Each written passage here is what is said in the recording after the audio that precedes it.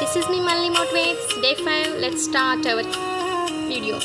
So actually ఈరోజు నేను మీకు పేపర్ని ఎలా తీసుకోవాలి, 4 ఫోల్డింగ్స్ ఎలా చేయాలి, మీ వైపు ఎటువంటి ఫోల్డింగ్ ఉండాలి, ఎలాంటి ఖర్చు తీసుకోవాలి ఏంటి అనేది ఎటువంటిది కూడా చెప్పదలుచుకోలేదండి. పేపర్ మీద మనం ఎలా మార్క్ చేసుకోవాలి, ఎలా కటింగ్ చేసుకోవాలి అనేది పేపర్ మీద నేను స్పీడ్గా కటింగ్ చేసి చూపించాను.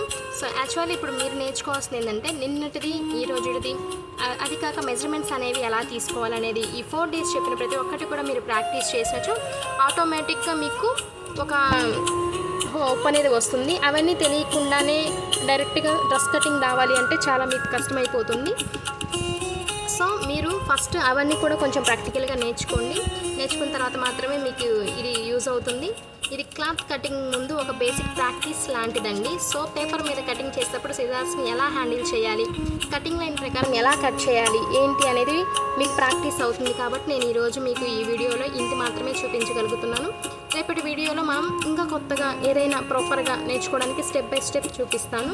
సో బట్ ఈరోజు వరకు నేను నిన్న చెప్పింది ఒక హ్యాండ్ కటింగ్ నేను నిన్న 1 చెప్పాను. ఈరోజు 2 హ్యాండ్ ఎలా చూపించాను ఏంటి అనేది ప్రాపర్గా చూపిస్తున్నాను.